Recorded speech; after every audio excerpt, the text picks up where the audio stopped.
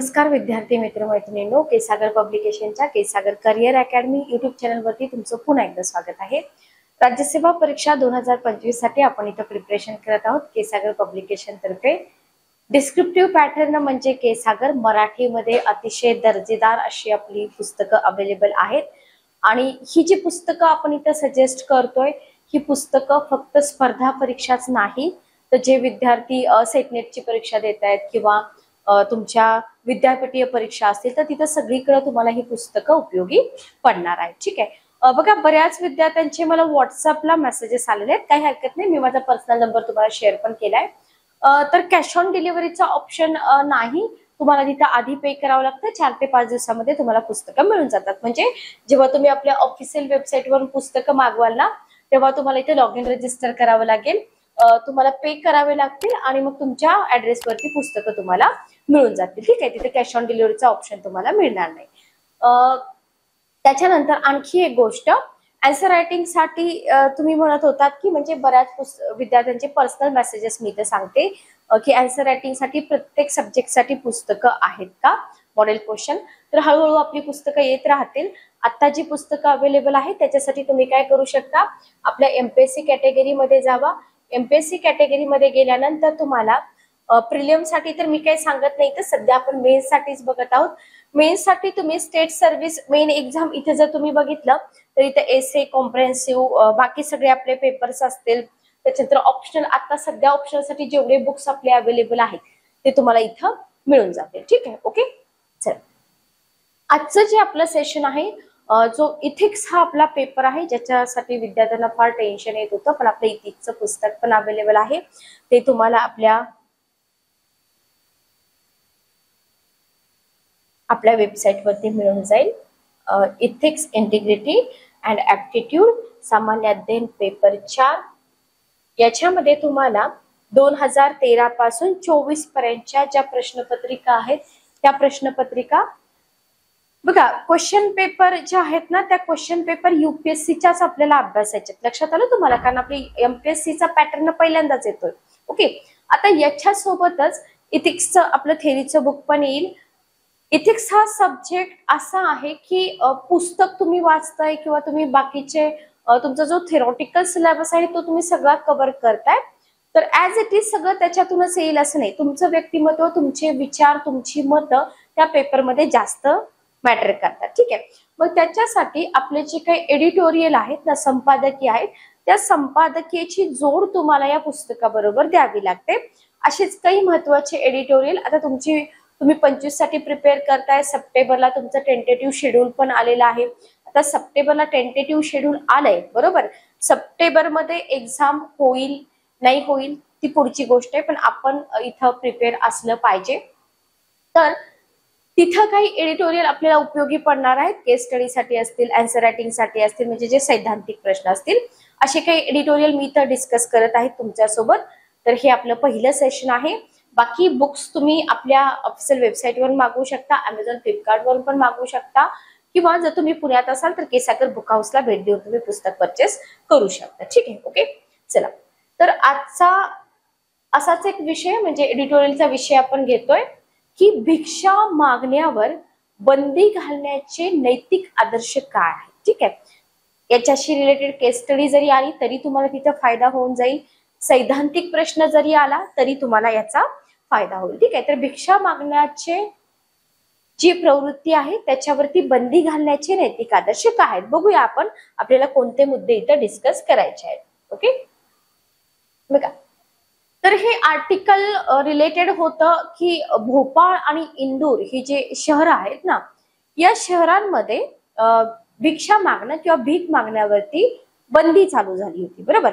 मग बंदीमुळे काय झालं, जी सार्वजनिक सुव्यवस्था असेल किंवा वैयक्तिक हक्क असतील, सामाजिक जबाबदारी असेल, यांच्यामधलं जे संतुलन आहे ना त्याच्याबद्दल काय झाले, नैतिक वादविवाद सुरू झाले आणि हे एडिटोरियल तुम्हाला इथे न्यूजपेपरमध्ये दिसून आलं। ठीक आहे, म्हणजे एक भावी अधिकारी म्हणून जेव्हा तुम्ही रुजू व्हाल तेव्हा अशा सगळ्या आपल्या देशातल्या न्यूज तुम्हाला माहित असल्या पाहिजेत, आपल्या देशामध्ये काय चाललंय ते। ठीक आहे, आणि आता एक विद्यार्थी म्हणून परीक्षेसाठी आपल्याला हे सगळं करायचंय।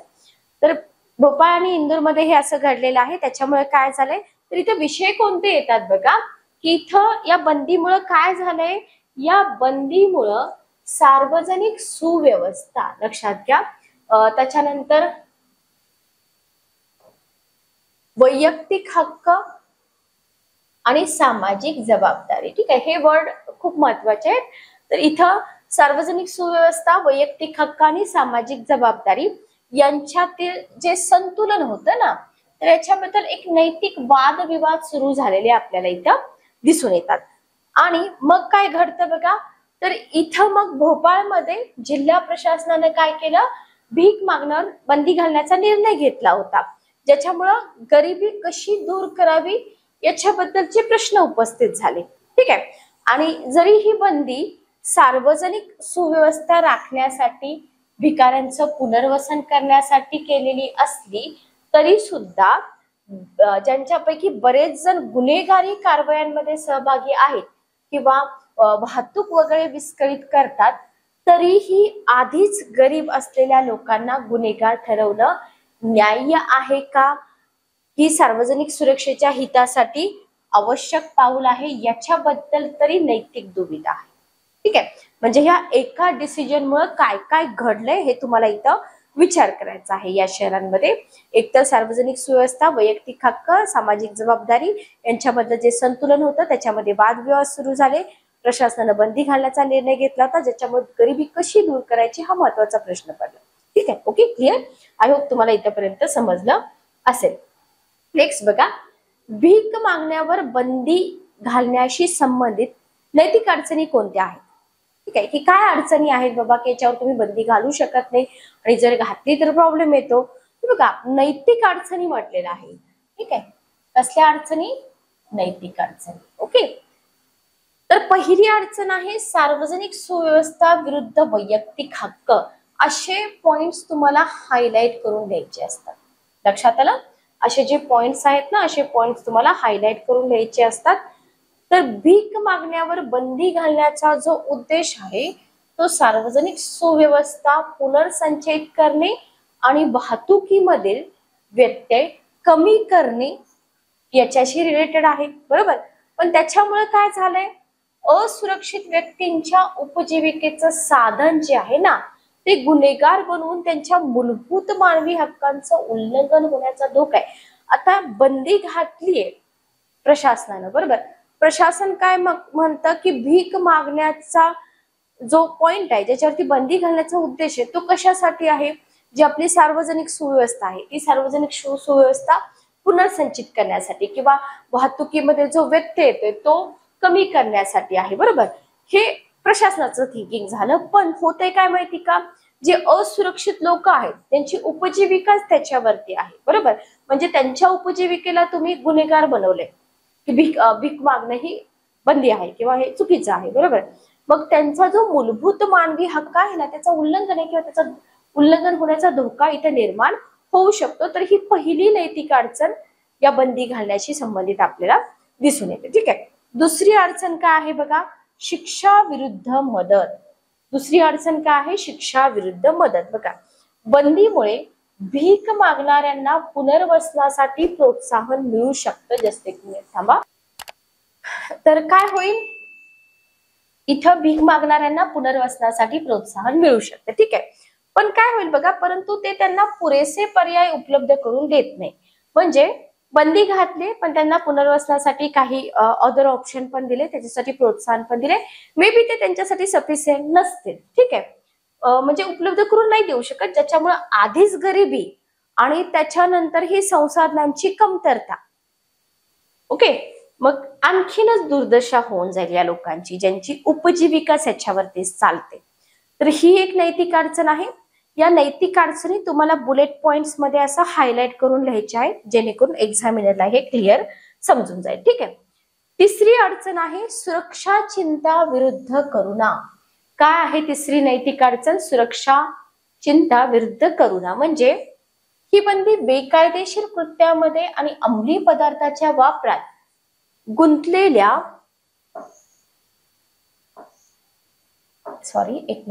भिकाऱ्यांबद्दलच्या सुरक्षा चिंतांना संबोधित करते, बरोबर. तर ही जी बंदी आहे ना ही जी लोक बेकायदेशीर कृत्यामध्ये किंवा अंमली पदार्थाच्या वापरात गुंतलेल्या भिकाऱ्यांच्या बद्दल सुरक्षा चिंता उपलब्ध करते किंवा संबोधित करते. पण त्याच्यामध्ये कशाचा अभाव आहे? त्याच्यामध्ये करुणेचा अभाव आहे आणि गरिबीच्या मूळ कारणांना संबोधित करत नाही. ओके, मग परिणामी काय होईल? भीक मागण्यास लोक प्रवृत्त होतील. तर ही एक नैतिक अडचण आहे. पुढची अडचण, कार्यक्षमता विरुद्ध दीर्घकालीन उपाय. बघा, जर बंदीमुळं भिक्षा मागण्याच्या थेट समस्येवरती जलद उपाय मिळू शकतो असं जर वाटत असेल, पण काय होईल? गरिबीच्या मूळ समस्येचे निराकरण होईल का?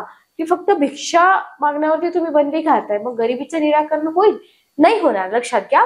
त्याच्यासाठी काय करावं लागेल? त्याच्यासाठी रोजगार निर्माण करावे लागतील, सामाजिक आधार असेल, शिक्षण असेल. तर हे दीर्घकालीन उपाय म्हणजे आवश्यक आहेत. म्हणजे प्रशासन ही जी बंदी घालते याच्यामुळे गरिबी दूर होईल का? नाही होणार. त्याच्यासाठी प्रशासनाला काय करावं लागतील? रोजगार निर्माण करावे लागतील, सामाजिक आधार द्यावा लागेल, शिक्षणाला इम्पॉर्टन्स द्यावा लागेल. ठीक आहे, ओके. पुढची नैतिक अडचण आहे नैतिक जबाबदारी विरुद्ध सार्वजनिक धोरण. ठीक आहे, बंदी का घातली प्रशासनानं? का तर सार्वजनिक सुव्यवस्था राखण्यासाठी ही राज्याची जबाबदारी आहे. पण समाजानेही असुरक्षित व्यक्तींना मदत करण्याची आणि भिकाऱ्यांना आदराने वागवले जाईल, पुनर्वसनाच्या संधी उपलब्ध करून देण्याची नैतिक जबाबदारी स्वीकारली पाहिजे. असं नाही की त्यांच्या हातातून उपजीविकेचं साधन काढून घेतले आणि त्यांना कोणीच काहीच मदत करत नाही, तर मग प्रॉब्लेम होऊन जाईल. ओके, तर ह्या सगळ्या नैतिक अडचणी आपल्याला इथं दिसून येत आहे. ठीक आहे, तर या बघितल्या आपण नैतिक अडचणी. त्याच्यानंतर भीक मागण्याची ही जी समस्या आहे ना, का बरं सोडवणं गरजेचं आहे? हा प्रश्न तुम्हाला पडला असेल, बरोबर. मागतायत तर मागू द्या असा प्रश्न करणं चुकीचं आहे. प्रशासनाने का बंदी घातली असेल किंवा भिकेची समस्या सोडवली पाहिजे, हे का याचं इम्पॉर्टन्स आहे तेही तुम्हाला समजलं पाहिजे. त्याचे देखील पॉइंट्स आपण बघूया. पहिलं आहे गरिबीची मूळ कारणे. ठीक आहे, एखादा पर्सन आहे तो भीक का मागतो? पहिली गोष्ट, बरोबर. गरिबी आहे, बेरोजगारी आहे, बेघर आहेत, त्याच्यानंतर खोलवरच्या समस्या आहेत. तर त्याचं एक प्रकटीकरण आहे ज्यांचं निराकरण पद्धतशीर सामाजिक समर्थन आणि आर्थिक संधीद्वारे केलं पाहिजे. बघा, XYZ पर्सन आहे, तो भीक मागतोय. मे बी तो कशामुळे मागतोय? त्याची गरिबी आहे, बेरोजगारी आहे, बेघर आहे. ह्या ज्या सगळ्या समस्या आहेत ना, त्याचं निराकरण झालं पाहिजे. तो एकच पर्सन नाही, असे जे आपल्या देशामध्ये भीक मागणारे लोक आहेत, तर बेगर्स आहेत, तर त्यांचं पद्धतशीर पद्धतीने निराकरण झालं पाहिजे. सामाजिक कसं झालं पाहिजे? सामाजिक समर्थन आणि आर्थिक संधी त्यांना दिल्या पाहिजे, बरोबर. म्हणजे ही गरिबीची मूळ कारण आहे. लक्षात आलं? तर हा एक पॉइंट घेऊन तुम्ही ही समस्या सोडवणं महत्वाचं आहे, सांगू शकता. त्याच्यानंतर पुढचा मुद्दा आहे मानवी प्रतिष्ठा आणि हक्क. बघा, उपजीविकेच्या मार्गांमुळे असुरक्षित लोकांना गुन्हेगार ठरवण्याऐवजी किंवा दुर्लक्ष करण्याऐवजी भिकाऱ्यांना संबोधित केल्याने त्यांना आदर आणि प्रतिष्ठा मिळेल याची खात्री होईल. ठीक आहे, ओके, क्लिअर. तर हा एक मुद्दा तुम्ही तिथं, हा खूप महत्वाचा मुद्दा आहे बघा, मानवी प्रतिष्ठा आणि हक्क. याच्यासाठी आपल्याला भिकेची समस्या सोडवणं गरजेचं आहे. तिसरा मुद्दा आहे सामाजिक न्याय. बघा, भिकेची संबंधित समस्या का सोडवायची? कारण सामाजिक न्यायाला चालना द्यायची, बरोबर. त्याच्यासाठी याच्यावरती तोडगा काढणं आवश्यक आहे. याच्यामुळे काय होईल की सगळ्या व्यक्तींना त्यांची सामाजिक आर्थिक स्थिती जी आहे ही काहीही असो, घर, आरोग्य, सेवा, शिक्षण, ऍटलिस्ट हे मूलभूत अधिकार त्यांना मिळतील याची खात्री करून घेता येईल, बरोबर. अदरवाईज जर असं नाही झालं तर ते लोक भीक मागत राहतील, गरिबीची कारणं शोधली जाणार नाही, त्यांना सामाजिक न्याय पण मिळणार नाही. ठीक आहे, याच्यासाठी हे जे उपाय आहेत हे करणं गरजेचं आहे. त्याच्यानंतर बघा, सार्वजनिक सुरक्षा आणि आरोग्य. तर इथं विशेषतः गर्दीच्या सार्वजनिक ठिकाणी भीक मागणे किंवा भिकारी संभाव्य अपघाताद्वारे जनतेसाठी गुन्हेगारी कृती असेल किंवा सार्वजनिक उपद्रव असेल, धोकादायक असू शकते. बघा, असं नाही की प्रत्येक भीक मागणारा बेघरच असेल, बेरोजगारच असेल, लाचार असेल किंवा त्याच्याकडे काही नसेल त्याची उपजीविकेचं असं नाहीये. तर गर्दीच्या ठिकाणी वगैरे गुन्हेगारी प्रवृत्ती उपद्रव होईल असं इथं धोका असतो. त्याच्यामुळे याच्यावरती तोडगा काढणं गरजेचं असतं. त्याच्यानंतर आहे शोषण कमी करणं. ठीक आहे, बघा काय होतं, अनेकदा संघटित भिक्षा मागण्यामुळे असुरक्षित व्यक्तींचं शोषण होतं, बरोबर. आणि या समस्येचं निराकरण केल्याने त्यांची शोषणातून नफा मिळवणाऱ्या गुन्हेगारी जाळ्यांना नष्ट होऊ शकतात, मदत होईल, ज्याच्यामुळं असुरक्षित गटांसाठी चांगलं संरक्षण सुनिश्चित केलं जाऊ शकतं. हे शेवटचे जे 2 मुद्दे आहेत ना, हे खूप जास्त इम्पॉर्टंट आहे. तर याच्यासाठी भीक मागण्याची जी प्रवृत्ती आहे याच्यावरती बंदी घालणं गरजेचं आहे किंवा याच्यावरती तोडगा काढणं गरजेचं आहे. ठीक आहे, ओके. त्याच्यानंतर पुढचा मुद्दा आहे भीक मागण्याबद्दलचे तात्विक दृष्टिकोन काय आहेत. लक्षात घ्या, तात्विक दृष्टिकोन काय. हे जे आपण सगळे मुद्दे इथे डिस्कस करतोय हे कुठे ना कुठे तुम्हाला सैद्धांतिक प्रश्नामध्ये, केस स्टडीज मध्ये उपयोगी पडणार आहे, जिथं तुम्हाला उत्तर देण्यासाठी जास्त वेळ लागणार नाही. ठीक आहे, उपयुक्ततावाद आणि कल्याण. पहिला तात्विक दृष्टिकोन आहे उपयुक्ततावाद आणि कल्याण. बघा, तर उपयुक्ततावादी दृष्टिकोनातून सुधारित सार्वजनिक सुरक्षा आणि वाहतुकीतील कमी व्यत्यय यांच्यासारख्या बदलांद्वारे सामाजिक कल्याण सुधारल्यास भीक मागण्यावर बंदी घालणं योग्य ठरू शकतं. पण लक्षात घ्या, पण हे प्रभावी होण्यासाठी या दृष्टिकोनाला, जसं आपण पाठीमागे डिस्कस केलं, की गरिबीची मूळ कारणं देखील संबोधित करणं आवश्यक आहे, बरोबर. कारण तुम्ही फक्त याच्यासाठीच विचार करत असाल तर ते चुकीचं आहे. म्हणजे केवळ आधार व्यवस्था प्रदान न करता भीक मागण्यावर बंदी घालण्याने एकूण सामाजिक कल्याण साध्य होणार नाही. म्हणजे तुम्ही जर फक्त सार्वजनिक सुरक्षेचाच विचार करत असाल तर ते चुकीचं आहे, मग सामाजिक कल्याण होणार नाही, बरोबर. तर तुम्हाला इथं गरिबीची मूळ कारणं शोधावी लागतील, त्यांना मदत करावी लागेल, तर मग इथं सामाजिक कल्याण होऊ शकतं. तर हे तात्विक दृष्टिकोनामध्ये पहिला मुद्दा तुम्ही लिहू शकता. त्याच्यानंतर आहे देवशास्त्रीय नीतिमत्ता आणि नैतिक कर्तव्य. ठीक आहे, बघा, तर देवशास्त्रीय नीतिमत्ता काय सांगते, की देवशास्त्रीय नीतिमत्तेनुसार व्यक्तींच्या हक्काचा आणि प्रतिष्ठेचा आदर करणं कोणाचं कर्तव्य आहे, राज्याचं कर्तव्य आहे, बरोबर. याचा अर्थ असा की भीक मागणं गुन्हेगारी ठरवणं नैतिकदृष्ट्या अन्याय असू शकतं. याच्यामुळे भिकाऱ्यांच्या मूलभूत अधिकारांचं उल्लंघन पण होईल. ओके, हा मुद्दा पण खूप जास्त इम्पॉर्टंट आहे, हे तुम्ही इथे लक्षात ठेवू शकता. नेक्स्ट बघा, सद्गुण नीतिमत्ता आणि करुणा. याच्यामध्ये सद्गुण नीतिमत्ता चारित्र्य आणि करुणेचे महत्व अधोरेखित करते. असं मानलं जातं की समाजाचे मूल्यांकन तो त्याच्या सर्वात असुरक्षित गटाशी कसं वागतो याच्यावरून केलं पाहिजे, बरोबर. मग या संदर्भात जर तुम्ही बघितलं तर शिक्षेऐवजी आधार देणारी धोरणे करुणा आणि दयाळूपणाच्या गुणांशी जुळतात, जे समाजाचे नैतिक चारित्र्य प्रतिबिंबित करतात. असे मुद्दे जर तुम्ही कुठे वाचलेच नाहीत, तुम्ही असे एडिटोरियल अभ्यासलेच नाहीत, तर तुम्हाला हे सद्गुण नीतिमत्ता करुणा, आता हे थेरीमध्ये आपण करूयाच, पण याच्यामधून पण हे आपल्याला समजतं. त्याच्यानंतर रॉल्सचा न्याय सिद्धांत, याला विस्तार करते. रॉल्सचा न्याय सिद्धांत काय आहे? रॉल्सचा न्याय सिद्धांत बघा, तर जॉन रॉल्सच्या सिद्धांतानुसार न्याय्य समाजाने सर्वांना, लक्षात घ्या, विशेषतः जे वंचित व्यक्ती आहेत, तर इथं न्याय सुनिश्चित केला पाहिजे. जो योग्य, न्याय्य म्हणजे काय, योग्य समाज, बरोबर.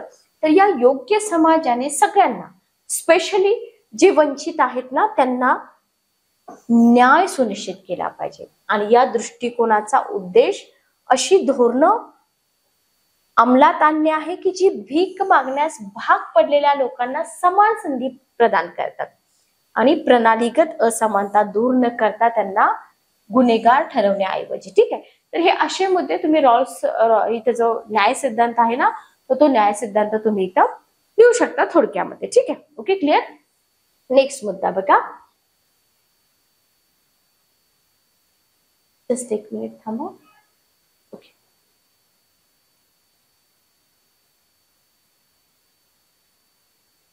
नेक्स्ट बघा, सामुदायिक नीतिमत्ता आणि सामाजिक जबाबदारी. ठीक आहे, तर मायकेल सँडल आणि अलास्डेअर मॅकिंटायर यांसारखे जे विचार म्हणतात, तर यांची नावं तुम्ही सैद्धांतिक प्रश्नामध्ये लिहिली पाहिजेत जर याच्याशी रिलेटेड क्वेश्चन आला तर. यांच्या मते सामुदायिक नीतिमत्ता समुदाय आणि सामाजिक जबाबदारीचं महत्व अधोरेखित करते. बरोबर. मग या दृष्टिकोनानुसार समाजाचे सामूहिक कर्तव्य आहे की ते आपल्या सदस्यांना, ज्याच्यामध्ये भीक मागणाऱ्यांचा सुद्धा समावेश आहे, सामुदायिक प्रयत्न आणि सामाजिक समर्थन प्रणालीद्वारे मदत पुरवतील. Okay, clear. मग इथिक्स पेपर मध्ये काही लिहून चालेल का? नाही. त्याच्यासाठी खोल असा अभ्यास आपला असला पाहिजे. आता हे आपण बघितलं. आता एक अधिकारी म्हणून तुम्हाला विचारलं जाईल, याच्याबद्दल क्वेश्चन आला तर समाज भिकेची समस्या कशी सोडवू शकतो? बरोबर. जो समाज आहे तो भिकेची समस्या कशी सोडवू शकतो? तर याच्यामध्ये पहिला मुद्दा तुम्ही लिहू शकता, व्यापक आधार प्रणालींची अंमलबजावणी. ठीक आहे. काय लिहाल तुम्ही? पहिला मुद्दा, व्यापक आधार प्रणालींची अंमलबजावणी. म्हणजे समाजाने भिकाऱ्यांना काय केलं पाहिजे? आरोग्य सेवा, शिक्षण आणि पुनर्वसन सेवा प्रदान करणाऱ्या बहुआयामी आधार प्रणाली निर्माण केल्या पाहिजे. लक्षात आलं? ज्याच्यामध्ये भिक्षा मागणाऱ्या व्यक्तींच्या तात्काळ गरजा, दीर्घकालीन कल्याण लक्षात घेतलं पाहिजे. जसं की भारताच्या स्माइल 75 उपक्रम, सर्च करा नक्की हा उपक्रम. असे जर मुद्दे तुम्ही लिहिले तर तुम्हाला खूप चांगले मार्क्स पडतात एक्झाम मध्ये. पण हे तुम्हाला कुठे मिळतील? एक तर तुम्ही चांगली बुक्स वाचताय किंवा तुम्ही एडिटोरियल वाचताय, समजून घेताय, तर तुम्हाला मिळतील. तर या उपक्रमाने दाखवलंय की ज्याचा उद्देश भिक्षा मागणाऱ्या व्यक्तींच्या समग्र पुनर्वसनासाठी व्यापक आधार प्रणाली स्थापित करणे असा आहे. आता किती विद्यार्थ्यांना माहित होतं की हा उपक्रम आहे, हा याच्यासाठीच आहे? खूप कमी विद्यार्थ्यांना माहित असतं. लक्षात घ्या. ठीक आहे. त्याच्यानंतर समाज भिक्षेची समस्या कशी सोडवू शकतो? प्रतिबंधात्मक उपायांवर लक्ष केंद्रित करून. ठीक आहे. तर समाजाने शाश्वत गृहनिर्माण आणि रोजगार निर्मितीमध्ये गुंतवणूक करून लक्षणांपेक्षा प्रतिबंधाला प्राधान्य दिलं पाहिजे आणि त्याचबरोबर मूलभूत गरजा पूर्ण होतील याची खात्री पण केली पाहिजे. युनायटेड किंगडम मधील लीड्स शहरामध्ये भीक मागण्याला प्रभावीपणे रोखण्यासाठी हा जो दृष्टिकोन आहे ना, हा दृष्टिकोन अवलंबला जातो. ठीक आहे. ओके. तर हा सेकंड पॉइंट तुम्ही तिथं लिहू शकता. नेक्स्ट बघा. नेक्स्ट आहे सामाजिक एकात्मता कार्यक्रमांना प्रोत्साहन द्या. सामाजिक एकात्मता कार्यक्रमांना प्रोत्साहन द्या. बघा, भिकारी व्यवसायात गुंतलेल्यांना कौशल्य आत्मसात करण्यासाठी, स्थिर रोजगार शोधण्यासाठी आणि सन्माननीय पद्धतीने समुदायांमध्ये पुन्हा एकात्म होण्याच्या आधी इथं तुम्हाला काय केलं पाहिजे? त्यांना संधी उपलब्ध करून दिल्या पाहिजे ना. बरोबर. पुढाकार राबवले पाहिजे. जसं की भारतातील इरोड येथे अचयम भिकारी पुनर्वसन केंद्र आहे. त्यांनी दाखवून दिले की कौशल्य विकास आणि सामाजिक समर्थनाद्वारे वृद्ध भिकाऱ्यांना समाजात यशस्वीरित्या पुन्हा एकात्म केला आहे. म्हणजे तुम्हाला इथे संधी दिल्या पाहिजे तर ते भीक मागायचं सोडून इथं तुमच्यामध्ये मिक्स होऊ शकतात. बरोबर. कायदेशीर आणि धोरणात्मक चौकटी मजबूत करणं. इथं बघा, इथं फिलिपिन्सचं एक एक्झाम्पल दिलंय की फिलिपिन्स मध्ये भिक्षाविरोधी कायदा दंडात्मक उपायांपेक्षा संरचित समर्थनाला प्राधान्य देतो. त्याचप्रमाणे सरकारने सार्वजनिक सुव्यवस्था आणि करुणा संतुलित करणारी धोरणे लागू करावीत आणि भिक्षा मागण्याविरुद्धच्या कायद्यांमध्ये केवळ दंडात्मक उपायच नाही तर पुनर्वसनाचे मार्ग सुद्धा स्पष्ट करावेत याची खात्री करावी. ठीक आहे. ओके. आता इथे फिलिपिन्सचा उल्लेख आलाय. असे उल्लेख आपल्या आन्सर मध्ये आले पाहिजेत बरं का. हे मात्र तुम्ही इथे लक्षात ठेवा. त्याच्यानंतर बघा, ग्राहकाच्या नैतिक वर्तनाला प्रोत्साहन द्या. म्हणजे थेट दान देण्याऐवजी धर्मादाय कृतीद्वारे काय करायचंय? नैतिक देणगी देण्याला प्रोत्साहन दिल्याने काय होईल? जे भिकारीपणा आहे तो रोखता येईल. सामूहिक जबाबदारीला चालना मिळेल, जसं की संघटित वकिली मोहिमांमध्ये अनेकदा होतं तसं. ठीक आहे. Okay, clear. तर असं हे आर्टिकल आपण इथं बघितलं. डेफिनेटली तुम्हाला उपयोगी पडेल. लक्षात घ्या, तुमचे जर व्हिजन क्लिअर असेल तरच तुम्हाला याचा इम्पॉर्टन्स कळेल की हे एडिटोरियल आपण केले पाहिजेत. ज्यांना 25ची एक्झाम क्रॅकच करायची तर सिरियसली घ्या, याच्यामधले मुद्दे राईट डाऊन करून घ्या. आता याच्यावर निष्कर्ष काय निघतो? कारण प्रत्येक क्वेश्चन मध्ये आन्सर रायटिंग मध्ये आपल्याला निष्कर्ष लिहावा लागतो. बरोबर. निष्कर्ष काय निघणार? आतापर्यंत जेवढे मुद्दे मी डिस्कस केले सगळे मुद्दे आठवा की भीक मागण्याची समस्या अनेक वेळा सार्वजनिक त्रास, लोकांना त्रास होतो, बरोबर. तुम्ही एखाद्या धार्मिक ठिकाणी जावा, तुम्ही जाताय, तुम्हाला अनेकदा हात लावून भीक मागतात, बरोबर. तर आपल्याला इरिटेट होतं, पण तिचा मूळ गुंतागुंतीच्या सामाजिक आर्थिक आव्हानांमध्ये आहे. लक्षात आलं. फक्त भीक मागण्यावर बंदी घालण्याने मूळ कारण दूर होतील का? नाही दूर होणार. तर सर्वात असुरक्षित लोकांना आणखी बाजूला ठेवण्याचा धोका निर्माण होतो. मानवी नैतिक दृष्टिकोनासाठी करुणा आणि जबाबदारी यांच्यातील जे संतुलन आहे ते आवश्यक आहे, बरोबर. ज्याच्यामध्ये पद्धतशीर बदल, पुनर्वसनासाठी पाठिंबा आणि सार्वजनिक जागरूकता याच्यावरती लक्ष केंद्रित केलं पाहिजे. हे अधिकारी म्हणून तुम्ही हा निष्कर्ष लिहिला पाहिजे. आणि या मुद्द्यावर चर्चा करून अशा गटांना गुन्हेगार ठरवण्याऐवजी त्यांना सक्षम करण्यावर लक्ष केंद्रित करून समाज अशा उपायांकडे वाटचाल करू शकतो, जे केवळ मानवी प्रतिष्ठा जपतीलच असं नाही, तर सगळ्यांसाठी न्याय्य पण असतील आणि समान भविष्याला प्रोत्साहन देतील. खूप सुंदर असा निष्कर्ष आहे. असे जर निष्कर्ष तुम्ही एडिटोरियल मधून वाचत गेलात, असं जर कंटेंट तुमच्याकडे अवेलेबल होत गेलं, तर पेपर तुमच्यासाठी अवघड नाही. याच्यासाठी तुम्ही प्रिव्हियस इयरचे क्वेश्चन पेपर डेफिनेटली बघा. मराठीमध्ये आपलं पुस्तक अवेलेबल आहे, त्याचा फायदा तुम्हाला नक्की होईल. एडिटोरियल सिरीज बघत राहा. काही अडचण आली तर तुम्ही कमेंट बॉक्समध्ये मला विचारू शकता. बुक्स मागवण्यात काही अडचण आली, पब्लिकेशनचा नंबर तुम्हाला डिस्क्रिप्शन बॉक्समध्ये मिळून जातो. लेक्चर कसं वाटलं कमेंट करून नक्की सांगा. जे विद्यार्थी चॅनलवरती नवीन आहेत, चॅनलला सबस्क्राईब करा बघा, त्याच्याशिवाय तुम्हाला नवीन लेक्चरच्या नोटिफिकेशन मिळणार नाही. भेटूया नेक्स्ट सेशन मध्ये. Good day, take care.